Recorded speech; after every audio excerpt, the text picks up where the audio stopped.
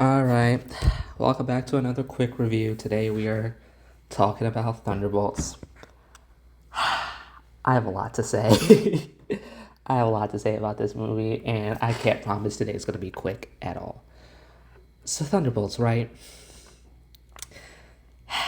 This movie is phenomenal. This is the best way I can really put it. This movie is phenomenal. Oh my god, I can't believe how good it was. It is such a wonderful movie, and I think a lot. I don't know if a lot of that has to do with like director vision or just or what like actually letting directors do what they want. But oh my goodness, this movie is so good.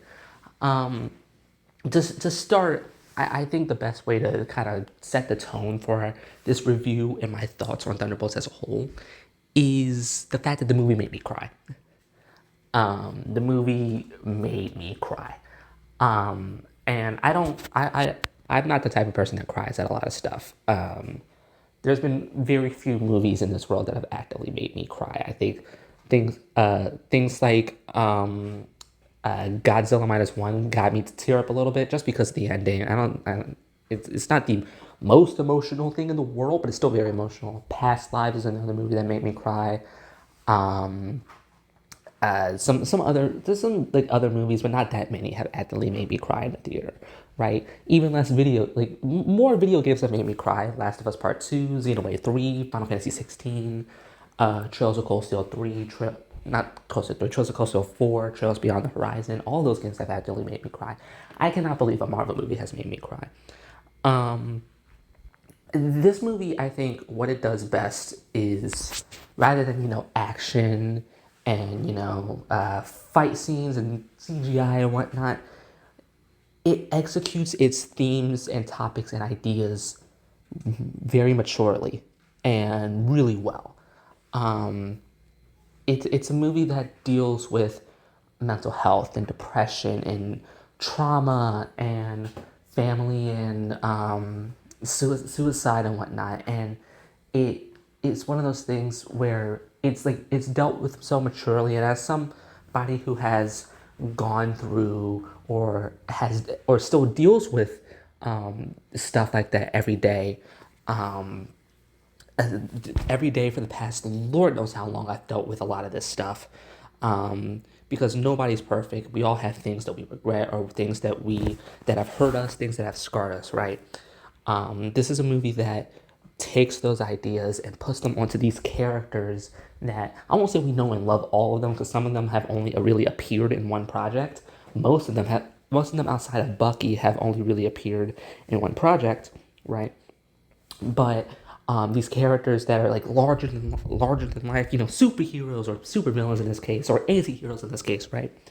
That that you wouldn't think would have these issues. They put those on these characters so amazingly, and so because of that, it allowed me to connect and allowed me to it made me think about the things that I've been going through in my life and whatnot, and that's what got me to cry. And what makes it better is those acting performances as well. Um, like specifically Florence Pugh and Lewis Pullman, Yelena and Cedric have actively shot up to some of my favorite characters now just because their performance in this movie was great. I always liked Florence Pugh, I always liked Yelena, but I never liked her as much as a lot of other people did. I liked her, but like never really saw it, never really got it until now. This is the movie that's like made that character click with me. And then Lewis Pullman, essentially, he's great. He's just phenomenal. He they works really well in tandem with Florence Pugh and her performance. He brings this performance. I think everybody brings a really good performance, which is the next thing I really want to talk about. The characters and their relationships in this movie are so good. I think each and every one of them have shot up with like characters I genuinely love and genuinely enjoy. I cannot wait to see them again because it's a movie that made me care about the characters and care about what they were going through and their struggles and the situation that they had been put into. And any movie that can do that is going to get like a it's going to get like more of a better opinion from me. It's going to get a better rating on my part just because I love character relationships. That's one of the things that I absolutely adore about stories in general. Some other quick notes that I want to bring it. I want to talk about because I got kind of the main bulk of the movie out of the way. This movie, the apostrophe, right, in the title. I won't say anything because spoilers, and I don't want to go dive too deep into spoilers, but at the same time, I also have seen the movie. If you're watching this, you've probably seen the movie. But I won't go into specifics, and I'll say that the apostrophe in this movie pays off really well. And there's really good payoff, and it makes sense, and it leads us into what's to come, what the future, you know. OST is good, like really good. It's stupidly good.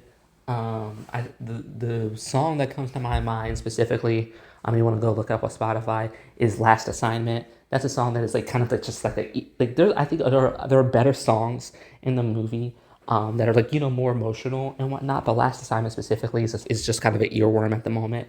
I went and found that. I think the first time you hear it is the first time I ever heard that song was back when Marvel was doing that chair stream, and they played that song for Wyatt Russell and Lewis Pullman when they were being announced for the cast, right?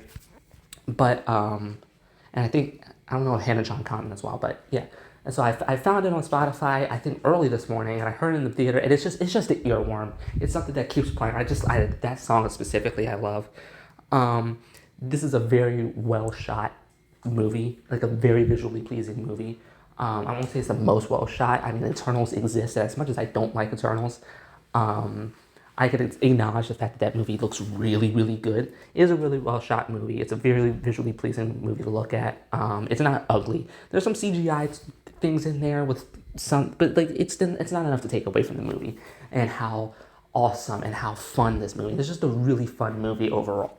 But it knows when to stop being fun, and it knows when to, be mature about its topics. It doesn't undercut any of its mature topics just for the sake of a joke. And I really like that it does that.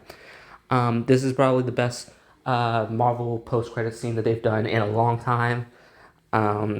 It genuinely makes me excited for what's to come next, even though it actually kind of got spoiled for me, not because of anything on the internet, but the credits. There is a specific point in the credits where you can see it, where you see something, and you're like, oh, that's what this is about, isn't it? Right? The credit there. Just beware of that. It's really funny. It's really funny that it's actually there in the first place, but beware of that. And the last thing I want to say is kind of, this is probably tied with Guardians of the Galaxy Volume 3 is the best MCU movie since Endgame. It might be better. I really need to watch both of them again. I love both of these movies.